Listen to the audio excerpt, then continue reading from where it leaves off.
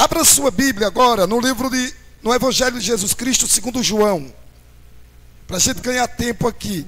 Evangelho de Jesus Cristo segundo João, aleluia. Capítulo 18. Evangelho de Jesus Cristo segundo João, capítulo 18. Aleluia. Diz assim o capítulo 18, versículo 4, para a gente ganhar tempo. E sabendo, pois, Jesus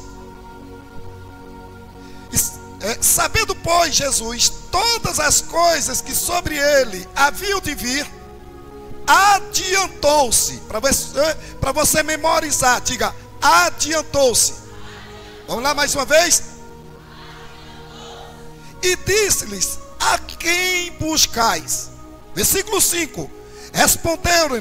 Responderam-lhe a Jesus, o Nazareno. Disse-lhe Jesus, sou. E Judas, que o traía, estava também com eles. Quando, pois, lhes disse, sou eu, recuaram e caíram por. Tornou-lhes, pois, a perguntar, a quem buscais? E eles disseram, a Jesus, o Nazareno. Jesus respondeu, já vos disse que sou. Se, pois, me buscais a mim, deixai ir estes, para que se cumpra a palavra que tinha dito, dos que me deste, também nenhum deles, diga, perdi. Então Simão Pedro, que tinha espada, desembanhou-a e feriu o servo do sumo sacerdote, cortando-lhe a orelha direita. E o nome do servo era, diga, Malco.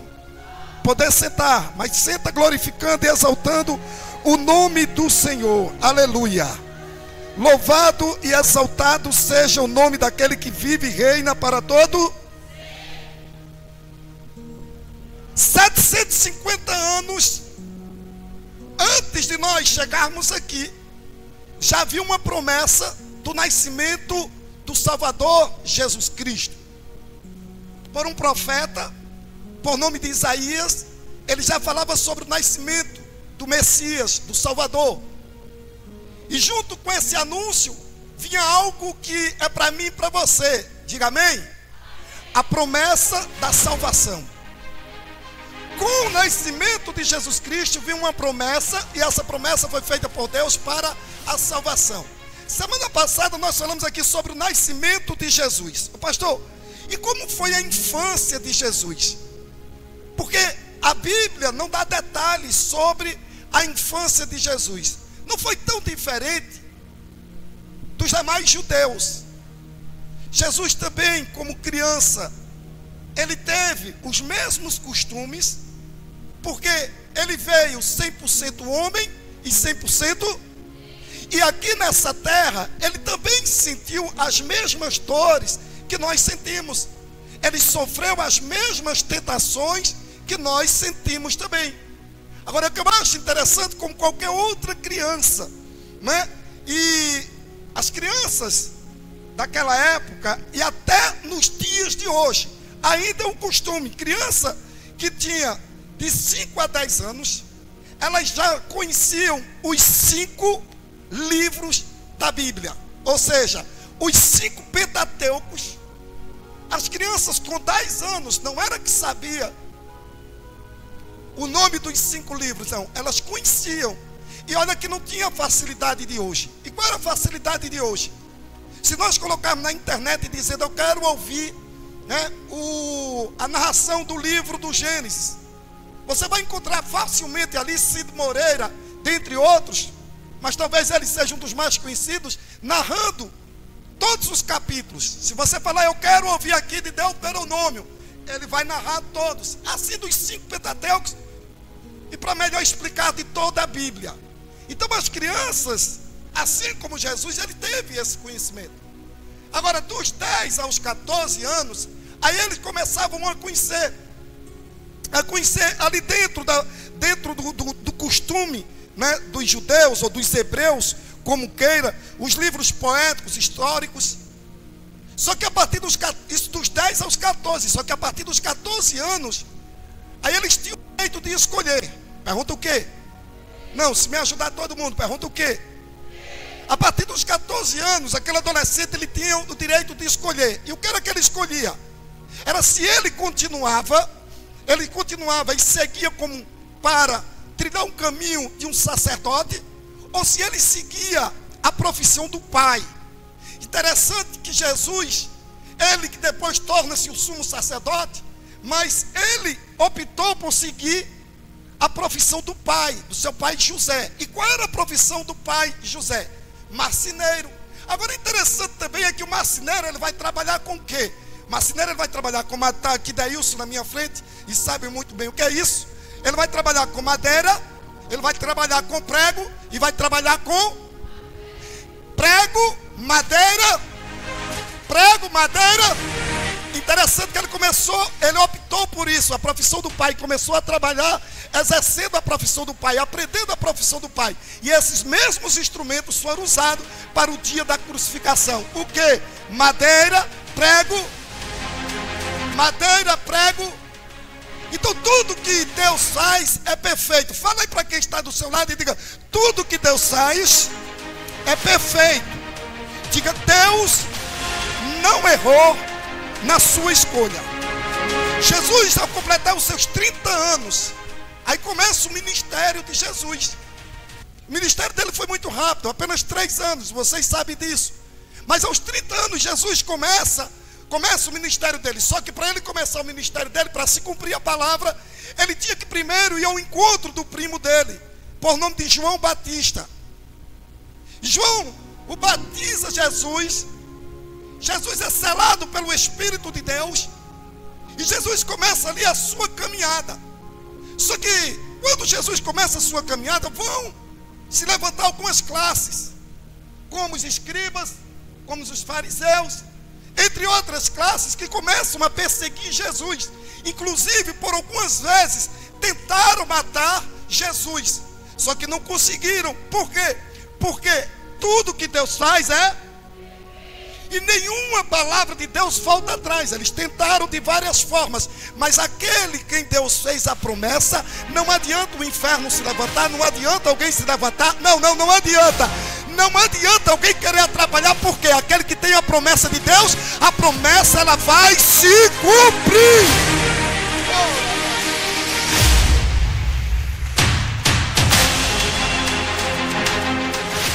E eles não conseguiram matar Jesus, que era para o cumprimento da promessa.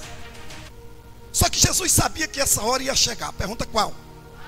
O momento em que eles iam tirar a vida do próprio Jesus. Jesus sabia que esse dia ia chegar. Você vai voltar um pouco e vai ver que quando aquele povo saía do Egito, o Senhor, ele orientou Moisés para que as pessoas matassem o carneiro e que melassem os umbrais da casa, para que aquele espírito mau não adentrasse naquele lar e assim consumisse, matasse as pessoas que estavam ali. E assim eles fizeram. Então, a partir daquele momento, o grande livramento que Deus deu àquelas pessoas, e tirando eles lá do Egito, então eles começaram com um costume, e esse costume até nos dias de hoje para os judeus. Que costume é esse, pastor? É a Páscoa. Que costume é esse? É a Páscoa. O que é que eles fazem, pastor? Eles se reúnem todo ano. Todo ano eles se reúnem para comemorar, celebrar o escape, o livramento, a saída daquele povo do Egito.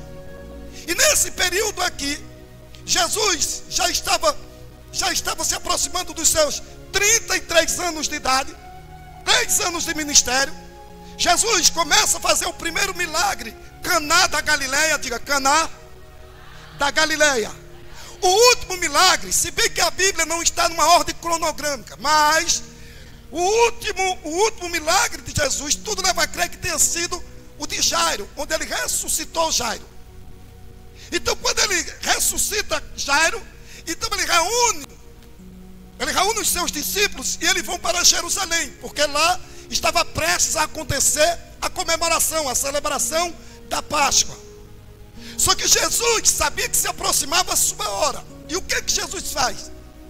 Nós vamos ver na Bíblia Jesus o tempo todo trazendo palavra para uma grande multidão, mas havia momentos também que Jesus trazia palavra apenas para os discípulos, porque ele sabia que estava indo, mas que alguém ia continuar com a mesma missão. Fala para quem está do seu lado aí, diga: Jesus, ele foi, mas deixou o Espírito Santo para mim e para você. Diga: nós somos revestidos pelo Espírito Santo. Diga: tudo que Jesus fez, segundo a palavra, nós poderemos fazer mais do que o que ele já fez. Eu vi que a igreja entendeu. No nome dele, nós podemos fazer mais do que o que ele já fez aqui na terra. Essa é uma promessa, essa é uma palavra de Deus. Então Jesus sabia que esse momento se aproximava. Ele chama os discípulos e vai para Jerusalém. Nesse período Jesus não podia entrar em Jerusalém. Por quê? Porque ele estava correndo o risco de ser morto, porque estavam perseguindo Jesus. Eles estavam à procura de Jesus. Mas Jesus decide, chama os discípulos e vamos para Jerusalém. Eu acho interessante que dentre os discípulos Jesus chama 2. Ele acaba chamando 2 dentre eles. E ele vai chamar Pedro, diga Pedro, e João. Aí ele chama esses 2 e vai dizer: olha, vocês vão entrar na cidade. E quando entrar na cidade, vocês vão ver um homem com cântaro na cabeça. E vocês vão até esse homem, e em seguida vão até a casa dele, porque na casa dele tem um cenáculo, tem uma mesa preparada. Quero dar uma parada aqui para dizer que até nos dias de hoje o costume continua o mesmo.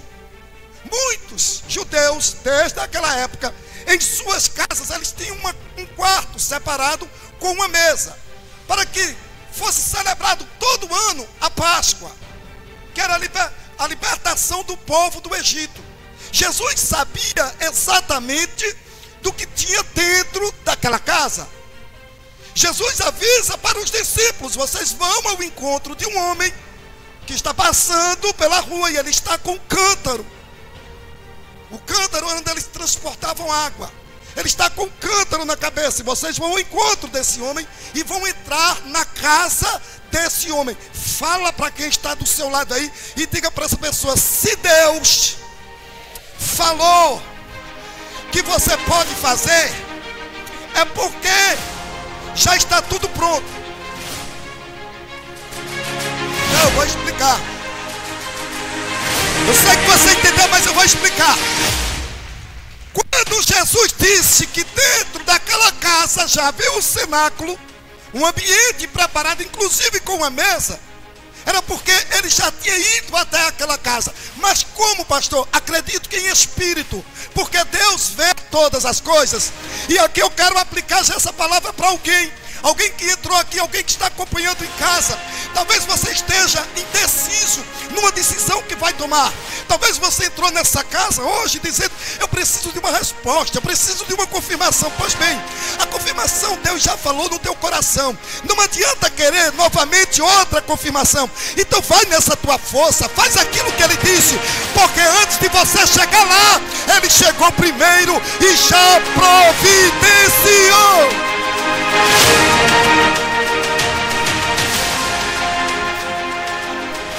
Só que eu aprendi algo aqui interessante. Quando ele diz vá e tem um homem com um cântaro na cabeça, isso não era costume. Não é homem que coloca água, não é homem que transporta água. Esse costume era para as mulheres, para as donzelas que faziam isso. Basta você lembrar aquela história lá, quando Abraão manda que o seu servo Eliezer vá até a terra de Betuel, e ele vai ali para ele, e quando ele está chegando, ele encontra com uma donzela, com uma jovem, carregando um cântaro, e ela dá água para os camelos, para os animais. Por quê? Porque esse era um costume das mulheres, não era o costume dos homens. Pastor, mas como é que se acontece que Jesus avisa que vai passando um homem com um cântaro e não era costume do homem? Pois é. Só que aqui eu quero aplicar mais uma coisa aqui para você. Pergunta o quê? É porque tem gente que ela só vai fazer o que alguém manda ela fazer. E tem gente que vai fazer o que alguém manda fazer e ainda faz um pouco mais. Aí o Deus que está no céu, a palavra do Senhor, ela vai dizer na Escritura Sagrada, quando ele vai dizer assim, olha, servo bom é aquele que faz além do propósito a ele. Tem gente que está dizendo, pô, eu só vou amarrar aqui onde alguém mandou. Aí tem outro que está dizendo, pois é, pela minha fé eu vou fazer um pouco mais. E o Deus que está no céu, ele vai me recompensar. Não, eu não sei se você entendeu, eu vou dar uma... Não, eu vou explicar aqui para você como é que Davi entra na história. Davi já foi ungido, eu estou voltando lá atrás. Davi já foi ungido, mas em momento algum você vai encontrar na Bíblia dizendo que Davi, uma ordem de Deus para Davi desafiar o gigante. Mas Davi desafiou aquele gigante, inclusive não chama de gigante, Davi vai chamar ele de incircunciso. A história de Davi começa a ser propagada, começa a ser vista, depois daquele momento que ele derruba o quê? Diga o gigante, que ele derruba o... Tem um momento também na vida de um profeta por nome de Elias. Em momento algum nós vamos ver na Bíblia dizendo que Elias vai desafiar o rei Acabe e desafiar a rainha Jezabel. Mas aquele homem, por muita fé, temor e tremor a Deus, ele vai dizer, segundo a minha palavra, nenhum pingo d'água vai cair nessa. Aí hoje eu estou falando aqui no nome de Elias. Hoje eu estou falando aqui no nome de Davi. Sabe por que muitas pessoas entraram na história? Porque elas não têm medo de desafio. Sabe por que tem muita gente que não está conquistando? É porque ela está dizendo, eu sou limitado, eu só posso isso. Mas aquele que vive por fé, ele está dizendo, o limite é o céu. Eu não coloco limite no meu Deus. Quando eu colocar o pé, o meu Deus vai me responder.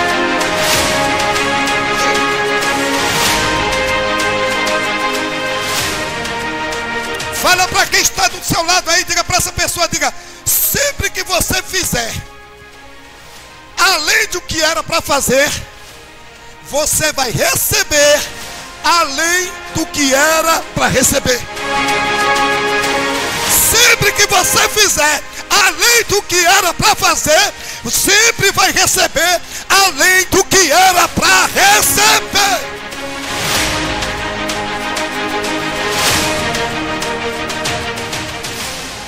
É que tem algumas pessoas que elas saem de casa, elas vão dormir e elas não se projetam para o dia seguinte. Aquilo que eu falei aqui antes. Não se preocupeis com o dia do amanhã, porque o dia do amanhã pertence a... Sim, mas nós temos que fazer planos. Nós temos que nos projetarmos, sim ou não? Nós temos que ter alvo. Diga para quem está do seu lado, diga, tem que ter alvo.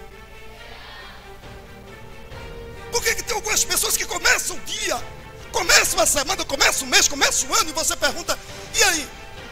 O que você vai fazer amanhã? Não sei. Não sei de nada. Seja lá o que Deus quiser. Já observou que tem gente que começa o ano de começou agora 2025, dizia aí, 2025.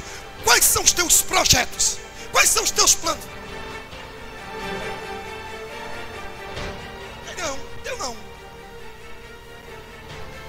É gente que está lendo a Bíblia. Eu costumo muito falar isso. Uma Bíblia que foi produzida, parece que foi lá em Xerém. Pastor, onde é Xerém?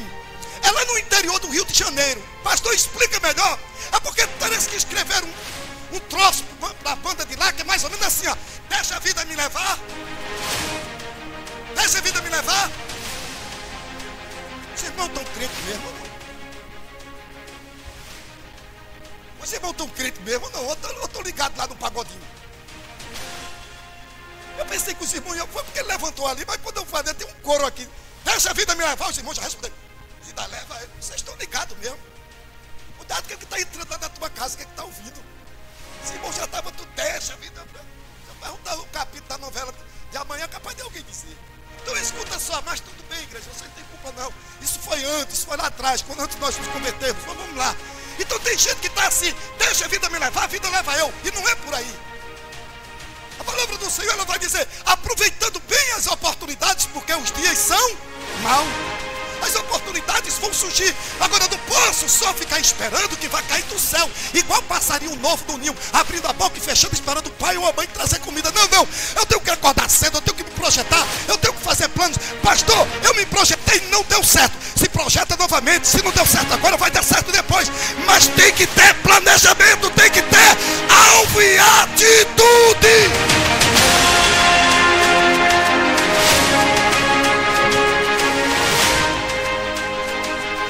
Quem não sabe o que quer, não tem o direito de pedir. Eu disse aqui um dia aqui para uma pessoa. Eu disse aqui. Eu disse, o teu milagre tem nome. Mas tem gente que não sabe dar nem nome ao milagre. O que é que você está querendo? Eu estou querendo isso. Não, vai com calma. Olha para um. Pede um a ele. Qual é o teu milagre?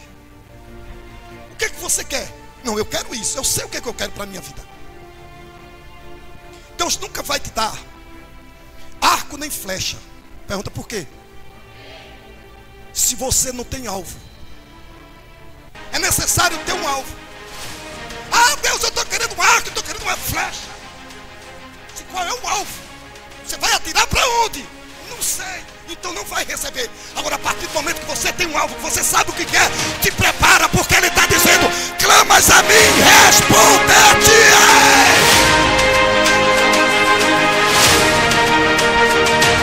Fala para a pessoa que está do seu lado e diga: tenha alvo. Diga: está dentro do tempo. Diga: nada passou do tempo. Diga: está dentro do tempo de Deus. Ele ainda pode parar a lua, parar o sol, mover a terra só para te dar a vitória.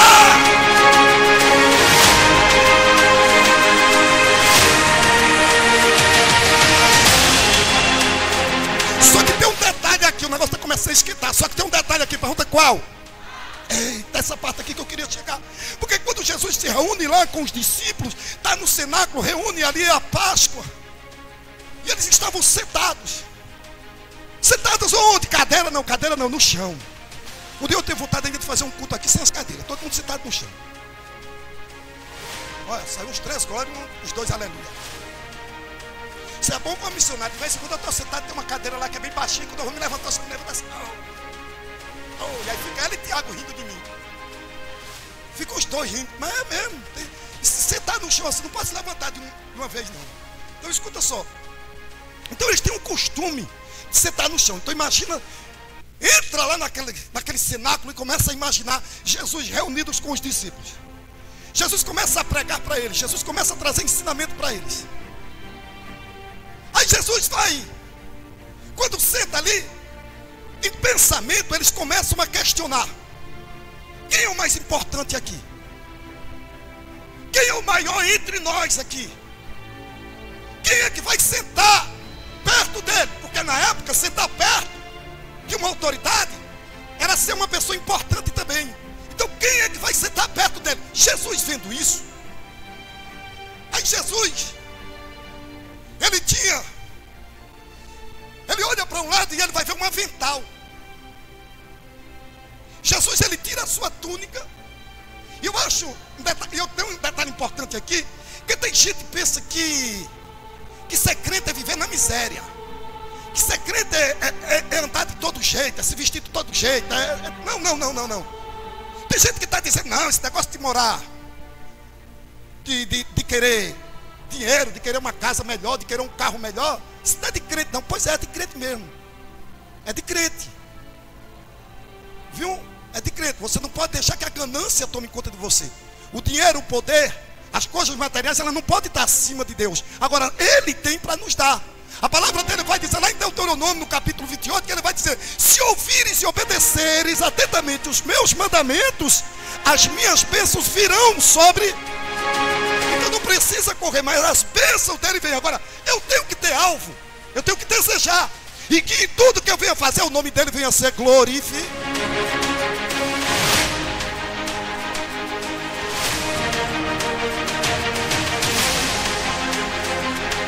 A túnica dele, segundo historiadores, E entre eles, Flávio Joseph, ele vai dizer que a túnica dele não tinha nenhuma costura. Tão importante a túnica dele. E não era só por ser de Jesus, que quando ele foi colocado lá naquela cruz, lá no Gólgota, eles lançaram a sorte para ver quem ia ficar com a túnica dele. Pois bem, vamos voltar a esse assunto lá na frente. Então Jesus, ele vai se despir da sua túnica, pega o avental e vai dar uma lição para mim e para você. Pergunta qual? Ele vai dizer, olha, no meu reino, o maior aqui, ele não é servido, ele...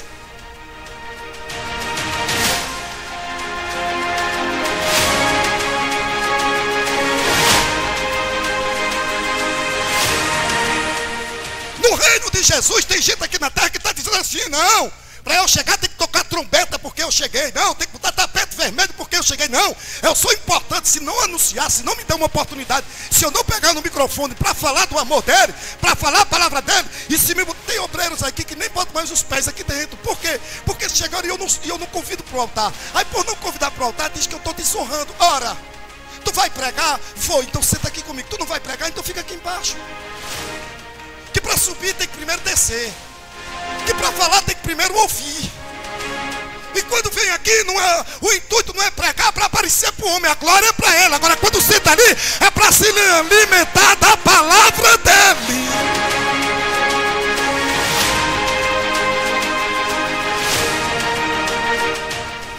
Jesus pega uma bacia, veste aquela roupa, vai estar se despindo da túnica dele, veste aquele avental e começa e manda que eles já estão sentados. Agora imagina a cena, Jesus começa a lavar os pés dos discípulos.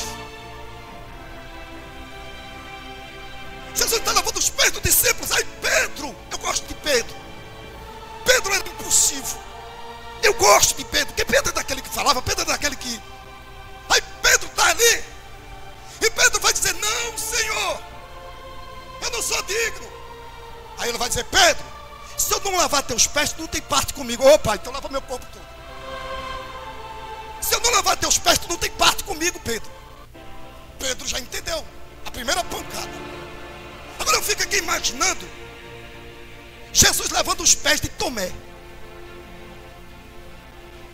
Eu fico aqui imaginando Jesus olhando para a cara de Tomé e dizendo, eita Tomé, daqui a 3 dias, tudo que eu preguei para vocês, os milagres que eu fiz aqui, andando com vocês, e tu não absorveu nenhuma dessas palavras, tu não entendeu nada, Tomé. Eu fico imaginando o pensamento, eu estou imaginando aqui, a conjectura aqui é minha. Tomé, o Jesus, olhando para Tomé e pensando isso em Tomé. Eu fico imaginando Jesus lavando os pés de Pedro, dizendo, Pedro, daqui a algumas horas tu vai me negar, Pedro. Daqui a algumas horas tu vai me negar. Eu fico imaginando Jesus lavando os pés. Como era o nome do traidor? Como era o nome do traidor? Eu fico imaginando ele lavando os pés de Judas e dizendo, Judas, daqui a pouco tu vai me vender, Judas. Tu vai me vender por 30 moedas ou por 30 denários. Denário era equivalente a um dia de serviço. Então se a gente comparar, dá um salário mínimo. Quanto é o salário mínimo hoje? R$1.500, é isso? R$1.500. Estou trazendo para a moeda de hoje, mais ou menos para você poder entender. Eu fico imaginando ele olhando assim para Judas, dizendo, Judas, eu vou sofrer, eu vou passar por tudo aquilo, Judas, e tu vai me vender. Mas ele lavou os pés de Judas, sim ou não? Ele lavou os pés de Pedro, sim ou não? Ele lavou os pés de Tomé, sim ou não? Ele lavou os pés de todos os de... Quem já ouviu essa palavra aqui? Ou já leu na Bíblia? Mas só levanta a tua mão. Se não ouviu, não tem problema não. Mas se alguém aqui já ouviu isso algum dia, alguém ministrando sobre isso, essa passagem que Jesus lava os pés, levanta a mão aqui, levanta a mão. Já ouviu? Já ouviu? Eu só não entendo uma coisa, pergunto o quê? É porque nós ouvimos uma palavra dessa, nós conseguimos ler isso que está na Bíblia e não conseguimos colocar em prática, porque Jesus está falando aqui de amor. E muitas vezes nós queremos ficar com raiva do irmão, não queremos liberar o perdão. Aqui não tem, aqui não tem. Mas como é que tem pai que não perdoa o filho, mãe que não perdoa, filhos que não perdoam os pais, porque no passado eles fizeram isso e não conseguem liberar perdão? Irmãos que estão dentro de casa muitas vezes e um sem se falar com o outro, não sentam na mesma mesa. vizinhos, parentes, colegas de trabalho que passam um pelo outro. E aí eu me pergunto, o que eu estou fazendo? Será que eu estou ouvindo a palavra e estou fazendo como o apóstolo Tiago disse? Ou eu estou fazendo o contrário? Pastor, o que foi que o apóstolo Tiago falou? O apóstolo Tiago diz, olha, não sejais apenas um ouvinte, mas sejais um praticante. E tem muita gente que está sendo ouvinte. Eu vi um certo dia uma ministração do pastor, e eu gosto de falar isso aqui, e o crédito é dele, porque foi ele que falou isso, Tiago Brunet. E ele disse, olha, tão importante como você vir ao culto do domingo, é o que você coloca em prática quando você sai. Posso repetir? Tão importante quanto que você... Tão importante vir ao culto do domingo é o que você ouve e coloca em prática quando sai. Porque não adianta eu estar no culto. Eu vim para adorar e lá fora fazer tudo errado. Tem até uma música aí mudando e hoje eu estou para falar em música secular. E ela vai dizer, não adianta ir para a igreja rezar e fazer isso. Então essa aqui é uma grande realidade. Nós estamos aqui, quem é perfeito aqui pode levantar. Santo, perfeito aqui, quem é perfeito aqui? Não tem, aqui não tem. Não tem, na face da terra você não vai encontrar ninguém perfeito. Agora o que é que nós estamos? Nós estamos num processo, e esse processo de aprendizado, que podemos mudar esse nome, substituir por santidade, buscando a santidade, buscando a perfeição. Então eu tenho que ser mais santo hoje do que ontem, e amanhã eu tenho que me esforçar para ser mais santo do que... Como é que eu vou conseguir fazer isso? Eu renunciando aquilo que não agrada a Deus. Eu enchendo a minha mão de betume espiritual num culto como esse aqui. E quando sair começar a fechar as brechas, para que amanhã a minha vida seja melhor do que a de hoje. E assim até o dia que Jesus voltar. Quem está entendendo da glória a Deus, se puder louvar Ele com as palmas, louva o Senhor com as palmas, que eu já vou encerrar agora. Acabou o meu tempo aqui.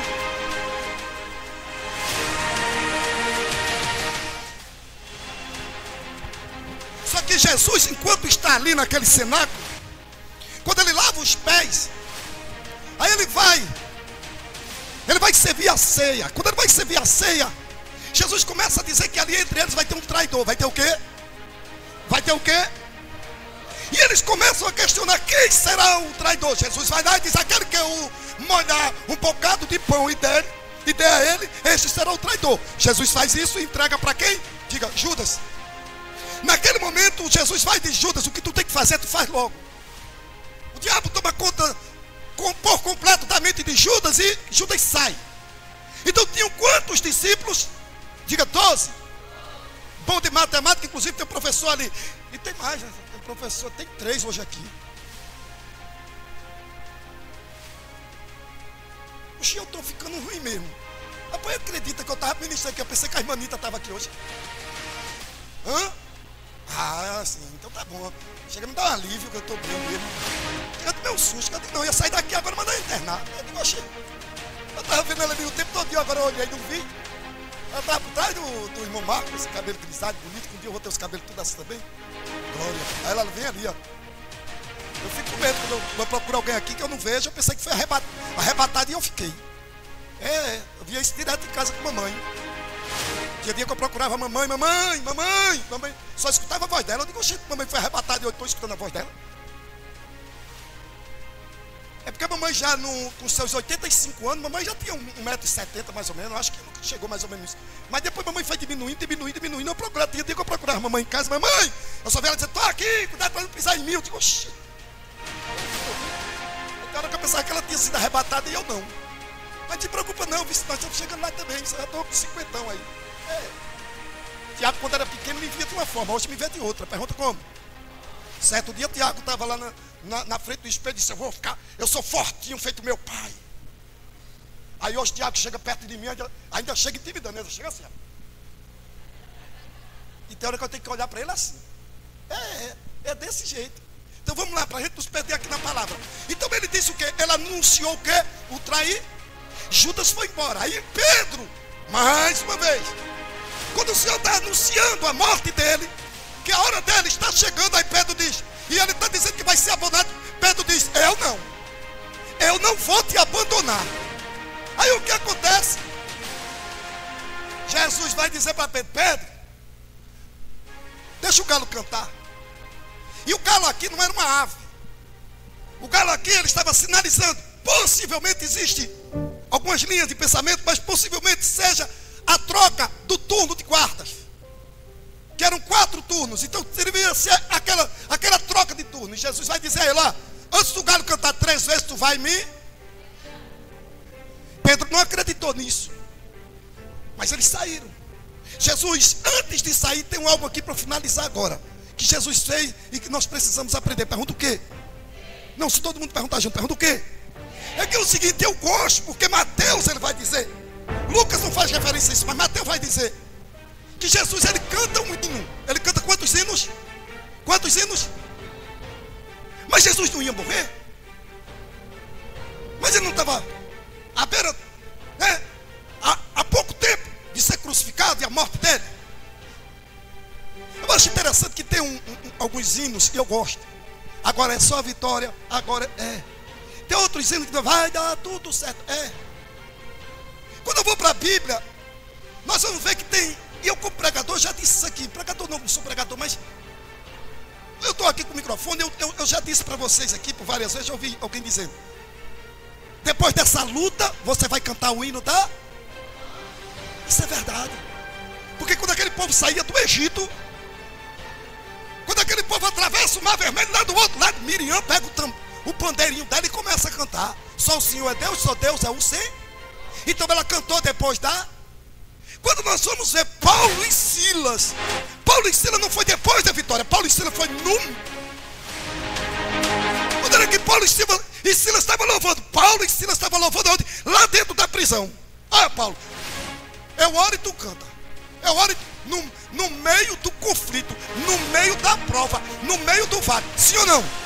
Agora com Jesus é diferente. Jesus ia para o sacrifício, Jesus ia para a prova. Só que Jesus cantou o hino. Sabe o que é cantar o hino antes? Sabe o que é o crente sair daqui hoje e dizer: olha, ficou um problema lá em casa, tem um problema para resolver essa semana, mas sabe uma coisa? Eu não vou sair com essa cara de tristeza aqui não, a melancolia tomando conta de mim não. Por que tu vai fazer? Rapaz, eu vou sair por aí cantando, dando glória, aleluia. Por quê? Porque quem canta antes da vitória, ele está dizendo: eu sei que a vitória vai chegar, eu sei que a vitória vai chegar, eu sei que o meu Redentor, ele vive, por fim se levanta.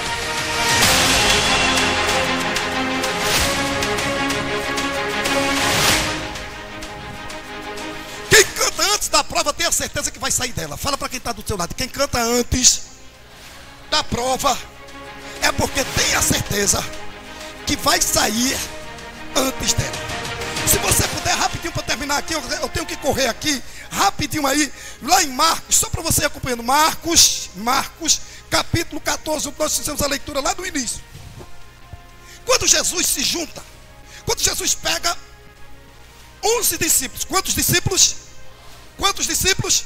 Por quê? Porque um já tinha ido embora. Então Jesus pega 11 discípulos. Acompanha comigo. Eu não sou muito bom de matemática não. Eu não sei se o professor ali conheceu, a professora ali conheceu. Professora Raimunda. Conheceu a professora Raimunda? Morou aqui bem perto. Eu soube por esse dia. Conheceu? Não? Eu soube agora por esse dia que ela já tinha falecido já. Eu sou a professora Raimunda. Foi minha professora de matemática. Olha, se me der a informação errada, estou eu matando a professora. E eu sou do tempo ainda, viu? Professora Raimunda, professora Ritinha. Eu vou falar o nome das minhas. Tem uma que passa aí na frente, aí sempre fala comigo, professor Conceição. Tem. Professora Darcy. Tem tantas. Se eu for lembrar agora, eu termino o horário aqui. E eu ainda sou daquele tempo da reguinha na mão, viu? Acho que aqui vocês não passaram. Eu ainda sou do tempo que melhor do que a orelha, sabe o que era? Era o pé do cabelo. Doí. Nem por isso eu nunca chutei o professor.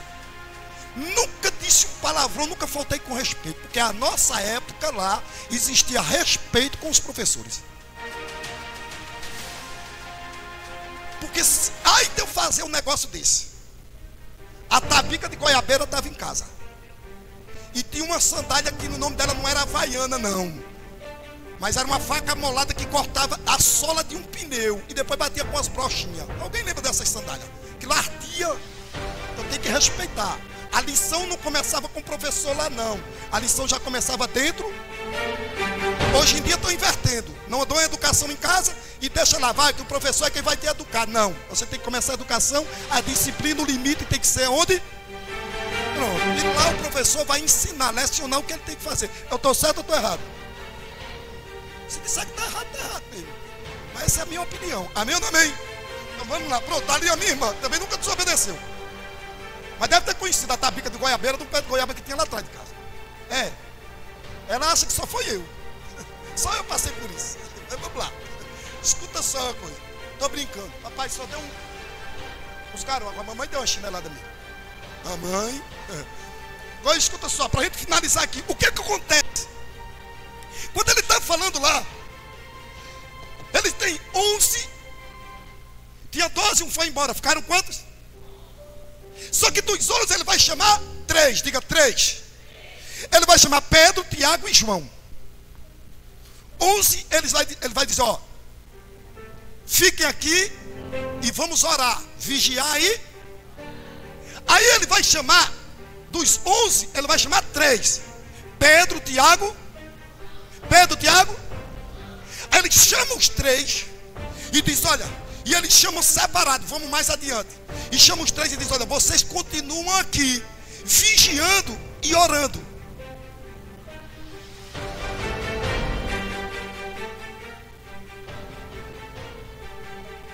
Porque ele vai dizer uma palavra aqui, e essa palavra eu quero compartilhar aqui com você. Quando ele vai dizer, quando ele chama os 3, eu vou mais adiante. Sabe o que é que ele vai dizer para eles? A minha alma está profundamente triste. A minha alma está angustiada. Ele revela para os 3. A minha alma está angustiada. Depois que ele revela e deixa os 3 lá, aí ele diz, agora eu vou mais adiante. E é naquele momento que o suor dele, que o nosso, que saiu suor, dos poros saía sangue. Então era uma dor muito forte. O sentimento que ele estava passando ali, no Getsemane quer dizer lugar de prensa. Então ele passa por aquele momento ali, os poros dele saía sangue, sofrimento dele. Por que o sofrimento? Porque ele sabia o que nós iríamos, o que ele ia passar e o que nós iríamos passar também. Pastor, que matemática é essa? Tem 11, um vai. Tem 12, um vai, fica 11. Dos 11 ele chama 3. Mas não eram todos discípulos dele. E por que ele chamou 3 reservados? Pergunta por quê? Porque tem coisas que nem todo mundo está preparado para poder ouvir. Tem gente, ó, escuta. Tem casal que está faltando sabedoria. Pergunto por quê? Porque assunto de pai e de mãe, assunto de casal é assunto de casal.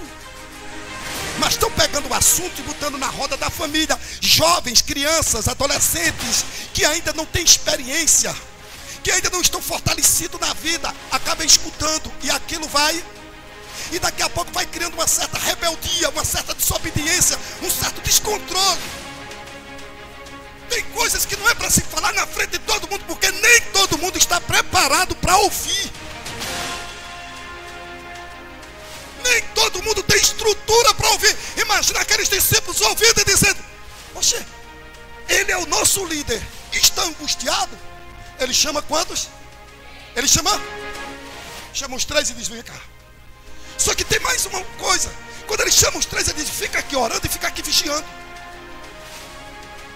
E ele vai mais adiante.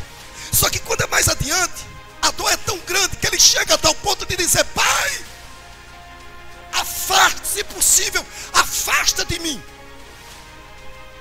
Se possível, afasta de mim este cálice. Mas de imediato ele vai dizer, todavia seja feito e não a minha. Porque ele sabia o que esse caquinho aqui ia enfrentar, o que você ia enfrentar. E sabia que se ele não tivesse a morte de cruz, naquele dia, nós não suportaríamos. Posso repetir? Nós não suportaríamos. Assim como disse Davi, se não fora o Senhor, o rei Davi vai dizer no Salmo, se não fora o Senhor, nós já teríamos sido engolidos, destruídos. Mas pela misericórdia dele, ele deu a sua própria vida por mim e por você. E ele vai num canto lá reservado. Capítulo 22 do livro do Gênesis, Abraão, Deus dá o cumprimento da promessa a ele. E depois do cumprimento da promessa, Deus vai falar com Abraão e vai dizer, olha, pega teu filho, teu único filho, e vai para um dos montes da terra do Moriá, que eu te mostrarei. Ele pega a lenha, ele pega o cutelo, ele pega o menino, ele pega os jumentos e pega os servos. Põe a lenha no jumento, os servos vêm arrastando o jumento e ele sai com o filho. Quando chega em um dos montes que foi mostrado a ele por Deus, em um dos montes, nas terras do Moriá, ele se vira para os escravos, deixa o animal de força que era o jumento, deixa os dois escravos lá, pega a linha, coloca nas costas do menino e diz, vamos subir. E outra, nós iremos mais voltar. E o menino mais adiante vai dizer, olha, está aqui a lenha, está aqui o cutelo, e cadê o carneiro? Para o sacrifício. Qual é a lição que eu aprendo aqui? Imagina lá em cima, na hora que ele pega lá o cutelo, na hora que ele coloca o menino lá, naquelas pedras para oferecer o holocausto, o sacrifício do holocausto ao Senhor. Imagina aquele servo dizendo, Abraão, tu tá doido, Abraão. Abraão, esse é teu único filho, Abraão, tu endoidou, tu vai dar a vida do teu único filho. Agora vamos para o Getsemane. Jesus Cristo está dizendo para aqueles 3, para aqueles 11, 8 fica lá, 3 vêm até aqui e ali eu vou sozinho. Por quê? Porque tem coisas que o particular é só entre você. Sabe por quê? Porque tem gente que não vai suportar. Tem gente que não sabe o tamanho da promessa que Deus tem para a tua vida. E tem gente que não pode participar da promessa que Deus tem para a tua vida. Sabe por quê? Porque não tem um grau de conhecimento, não está maduro a tal ponto de reconhecer que Deus é o Deus das causas impossíveis e não pode participar. Então é melhor deixar fora, deixa fora, deixa fora, deixa fora. Por quê? Porque o particular agora é com Deus. Tem alguém que não tem estrutura, não vai poder participar, senão vai fazer comentário contrário, opinião contrária. Deus trouxe você aqui para dizer, deixa que no secreto eu falo com você, deixa que no secreto eu respondo a você, deixa que no secreto eu trago a resposta.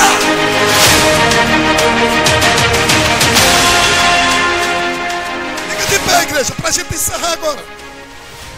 Fala para a pessoa que está do teu lado, diga, tem momentos que Deus vai deixar você sozinho. Jesus volta a primeira vez.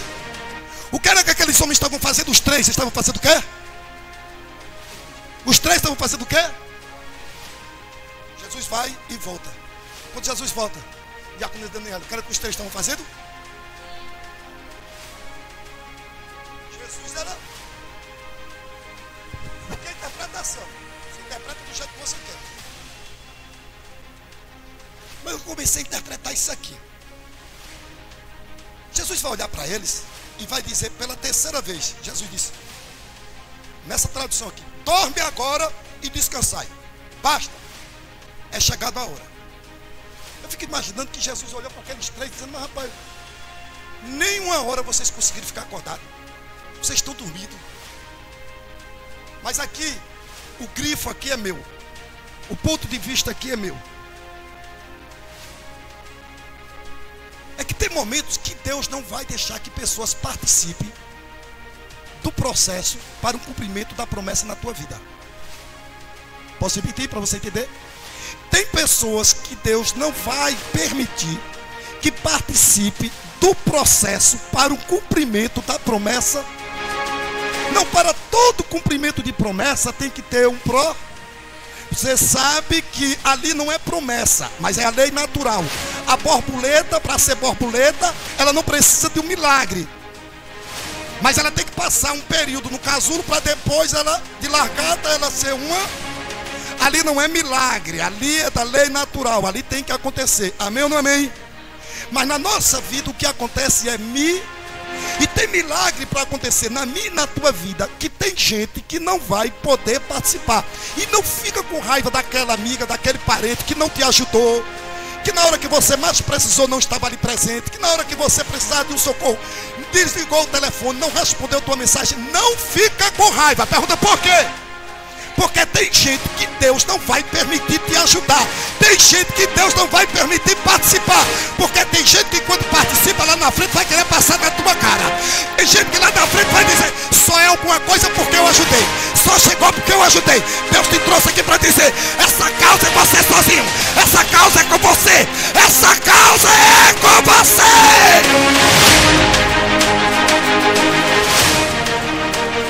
Fala para quem está do seu lado e diga: o cálice é teu.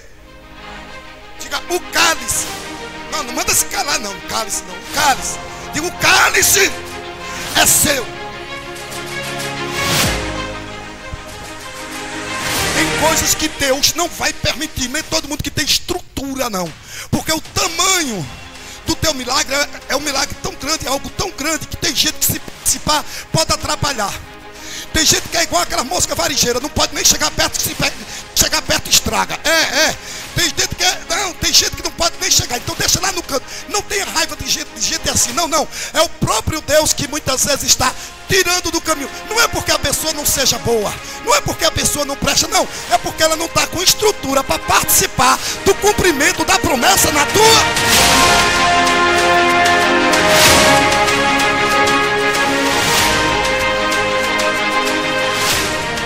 Só que eu gosto de uma tradução aqui. Mateus vai dar um detalhe para essa informação aqui.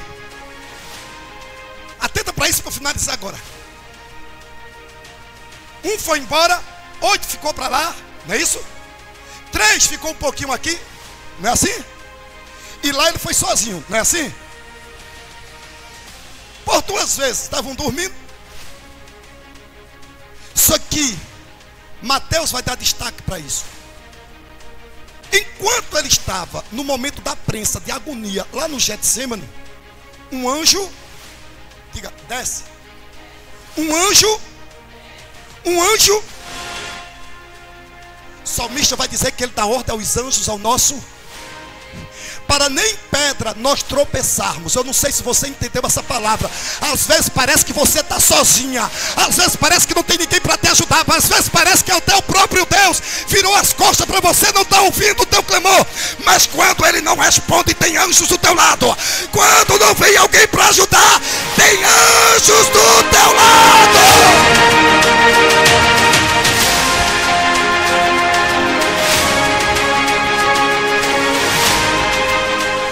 Terminei. Só que ele vai dizer para ele: acabou. Não adianta não, porque o traidor já está chegando aí com os pecadores. Só que no texto vai dizer assim, ó. O texto ele vai dizer aqui. Eita, que eu não sei outro aqui, eu já fui perdendo tudo aqui. Eu já estou em João. O texto ele vai dizer assim, ó. No versículo 10. Quando os homens chegam, melhor, antes dos homens chegarem ali. No versículo 4 vai dizer: sabendo, pois, Jesus todas as coisas que sobre ele havia de vir, adiantou-se e disse-lhes: a quem buscai? Diga: a quem buscai? Jesus sabia que eles estavam vindo. Só que o texto vai dizer que Jesus adianta. Não, eles estavam vindo, só que Jesus adianta. Eu vou repetir mais uma vez. O perigo está vindo. O inimigo está ameaçando. Ele está preparando lá do outro lado um laço para puxar. Aí ele está tentando te destruir. Ele está tentando acabar com você. Só que ele vai dizer ali: então deixai eles para lá. Se o negócio é comigo, não se envolva com eles. Deixa que eles vão embora. Sabe de uma coisa? Deus te trouxe aqui para dizer que no meio dessa peleja tu não vai pelejar. Porque enquanto você não chega, ele chegou primeiro. Ele já tomou a frente. Ele tomou a frente. Ele chegou primeiro. Ele chegou primeiro. Ele adiantou-se. Ele adiantou-se. 1000 cairão ao teu lado, 10.000 à tua direita, mas tu não serás atingido. Toda arma preparada contra ti não prosperará. Por um caminho entrarão, mas por 7 caminhos voltarão.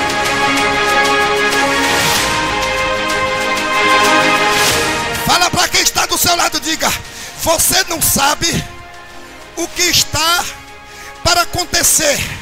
Diga: mas Jesus te trouxe hoje para dizer que ele adiantou na frente da morte. Diga para a pessoa, diga: Jesus se adiantou. Diga: chegou primeiro do que a morte, do que a enfermidade, do que a crise, do que o divórcio, do que a droga. Diga: do que a confusão, do que o conflito. Diga: Jesus se adiantou. Jesus chegou primeiro. Jesus chegou primeiro. Fecha teus olhos. Fecha teus olhos, coloca a mão no teu coração. Fecha teus olhos, coloca a mão no teu coração. Deus, estou trazendo uma mensagem cristocêntrica. Estou trazendo aqui a mensagem da cruz. Mas assim como o Senhor me direcionou nesta noite para aplicar esta palavra, e eu encerrei aqui, Pai, na direção do Teu Espírito, dizendo que o Senhor adiantou-se. Eu não sei como essas pessoas chegaram aqui. Se são pessoas que Te amam, Pai, são pessoas que acreditam em Ti, que dependem de Ti, são pessoas que são verdadeiros adoradores, os quais o Senhor está à procura de verdadeiros adoradores que Te adorem em espírito e em verdade. Meu Deus amado, meu Deus querido, mas é bem verdade, nós não estamos livres da investida do inferno, do inimigo. Ele tenta, o papel dele é esse: é matar, é roubar, é destruir. Mas eu tomo posse dessa palavra para minha casa. Eu tomo posse dessa palavra para minha vida. Eu tomo posse dessa palavra para a Tua igreja, meu Pai. E eu acredito que muitos aqui tomaram posse dessa palavra aqui. Antes mesmo do inimigo chegar, o Senhor chegou primeiro. Antes da morte chegar, o Senhor chegou primeiro. Antes do conflito, da confusão chegar, o Senhor chegou primeiro. Antes daquela enfermidade tomar conta de tudo, o Senhor chegou primeiro. A palavra foi liberada neste altar. E eu creio que a Tua igreja, meu Pai, movida pela fé. Uma fé não é num pastor, não é nesse altar, não é na placa da igreja, mas uma fé em Ti. Porque nós sabemos que para o Senhor nada é impossível. A igreja, eu creio que tomou posse dessa palavra. O Senhor chegou primeiro, a providência chegou primeiro, o resultado vai vir do Senhor. Nesta noite, Pai, eu Te agradeço por tudo que o Senhor tem feito no nosso meio. Nos leva para casa embaixo das Tuas mãos potentes. Nos concede uma noite de paz, um sono tranquilo. E esse dia, como os demais da semana, sejam dias de bênção, de vitória, de livramento. Assim, Deus, eu oro e já Te agradeço em nome de Jesus. E a igreja diz: